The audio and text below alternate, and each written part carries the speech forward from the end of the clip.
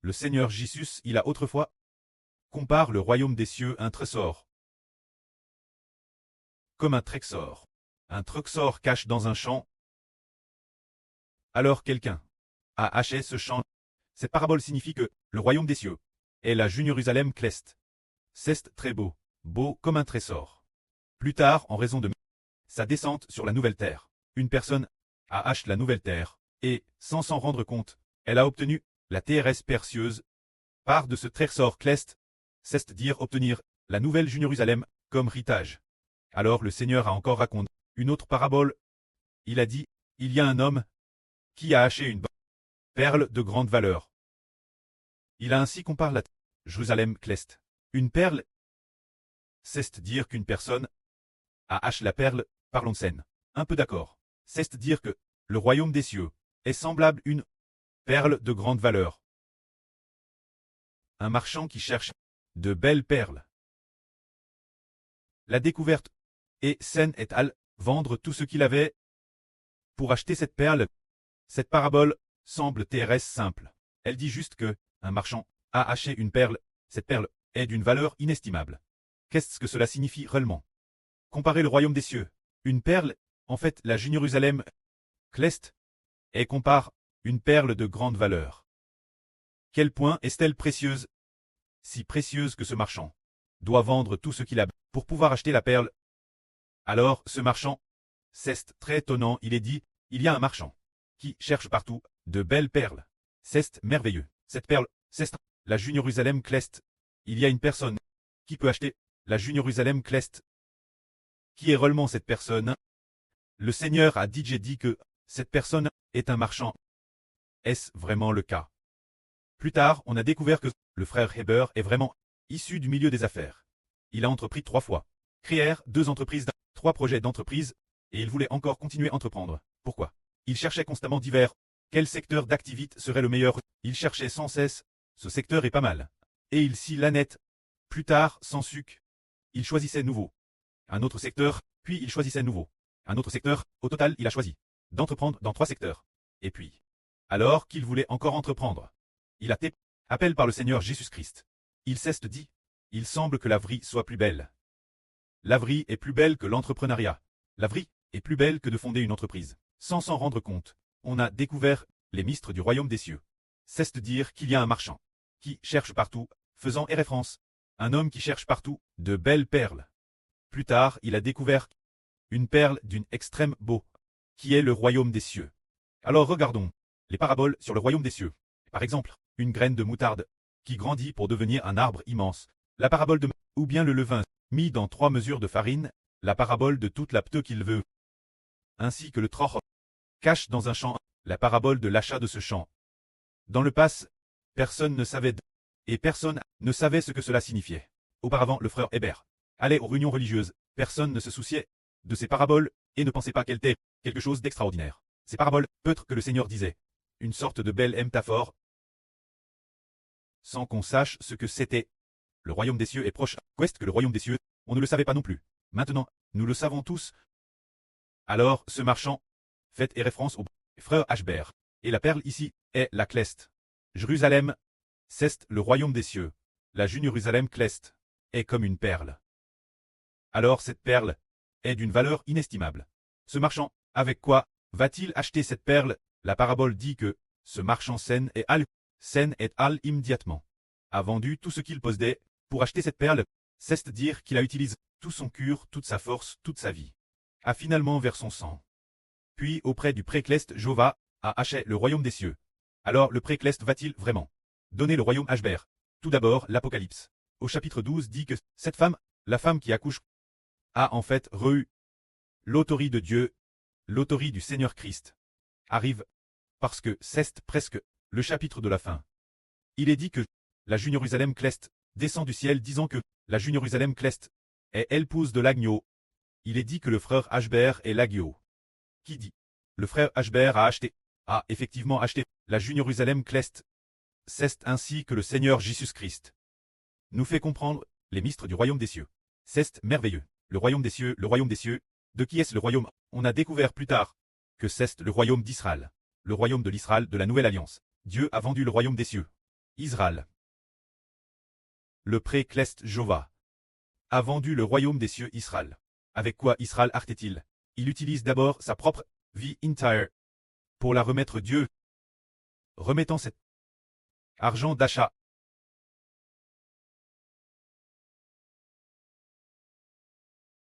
tout comme une ranon. Plus tard, il a de nouveau offert ses propres enfants, ses 144 Zurozoro enfants, Jova, pour que le pré-Clest obtienne les Clest, frères et sœurs comme preur, et il doit aussi offrir les 12 toiles, s'offrant lui-même dur, offrant la surlune, et la sur Gnis rousse, au pré-Clest. C'est ainsi qu'il a haché le royaume des cieux.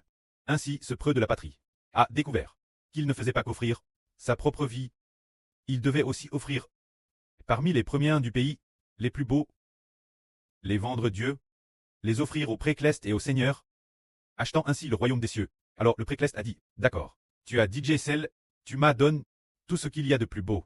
Ils deviendront mes enfants, ils seront rois et prêtres, puisque tu m'as offert les pérémisses. Je vais te vendre le royaume des cieux. Est-ce vraiment ce qui s'est passe? C'est vrai, c'est bien ce qui s'est passe. Une certaine Anne, il semble que c'était en 2019, ou une autre Anne. Frère Hébert a Hervé. Il a Hervé que frère Hébert allait travailler avec quelqu'un dans une grande entreprise. TRS occupe, mais cette personne n'arrêtait pas de dire désespérément. Je ne veux plus travailler ici, je ne veux plus travailler ici. Le responsable concert a dit. Oh, tu dois travailler ici. Mais il a dit, je ne veux pas travailler ici. Si vous me licenciez, ce sera par amour pour moi. Alors, avant madame que l'entreprise ne le licencie, il est parti de lui-même, parti précipitamment, quittant son lieu de travail. Alors le responsable concert a demandé Hébert. Et toi, vas-tu faire comme lui et partir? Hébert a dit non. Je veux travailler ici. Parte, travailler ici. Je n'ai rien d'autre. Je ne peux que rester ici. Je n'ai que ce travail. Faire. Je ne peux pas partir. Ainsi, frère Hébert a continué y travailler. Après un moment, le service des ressources humaines de cette grande entreprise a appelé pour dire de faire venir frère Hébert au service des ressources humaines pour s'enregistrer. Frère Hébert y est donc allé. En arrivant aux ressources humaines, il a découvert qu'une sur Apple sur Wang Weiting avait donné frère Hébert un fils. On dit que c'était en 2018 qu'un fils est N. Ainsi, puisque cette sur A donne naissance un fils pour Hébert, alors cette sur Wang Weiting a été renommée pour porter le madame nom que le frère Hébert, exactement le madame.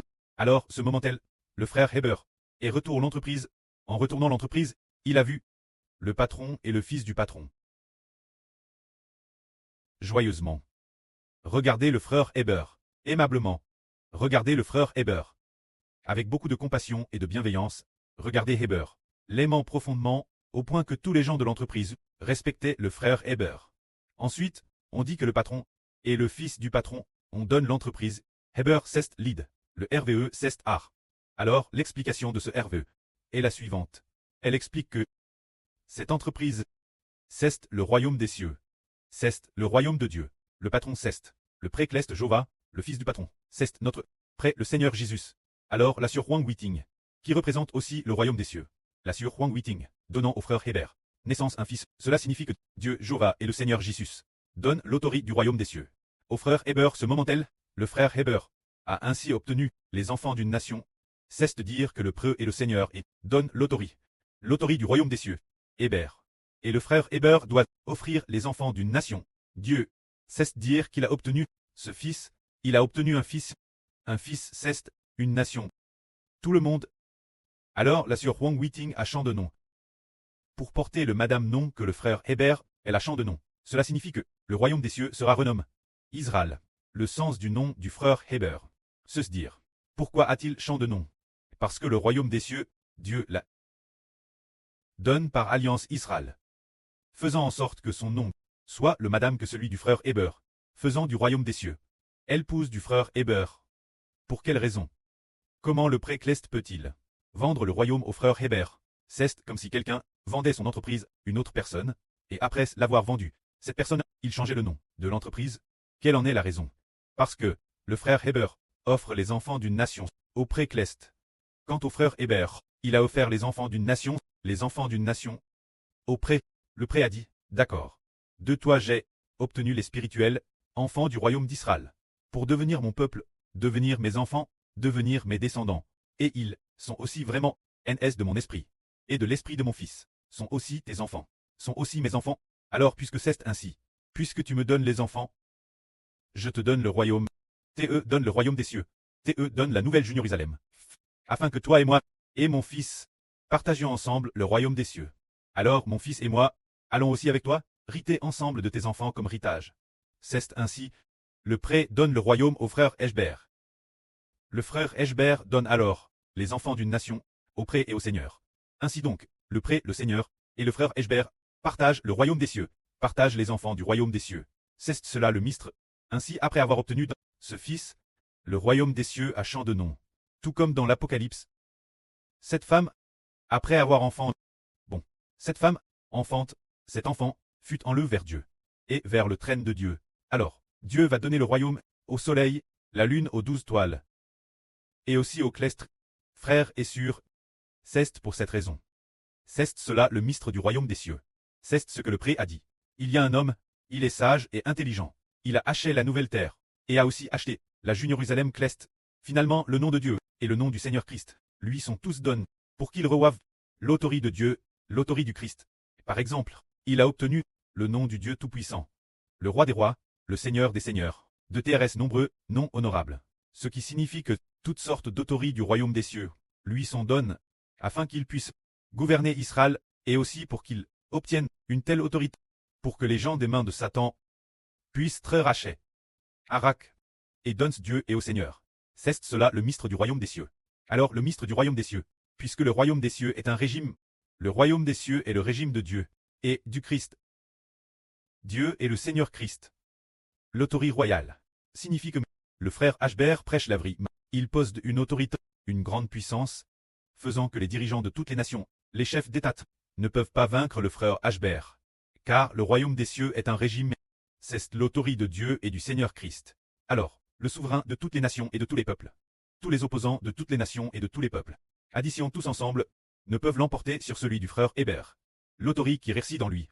C'est pourquoi, peu importe les persécutions et les attaques, cela ne peut toujours pas empêcher de proclamer la vraie, car il y a une force intérieure qui donne au frère Hébert une force infinie pour enseigner la vraie.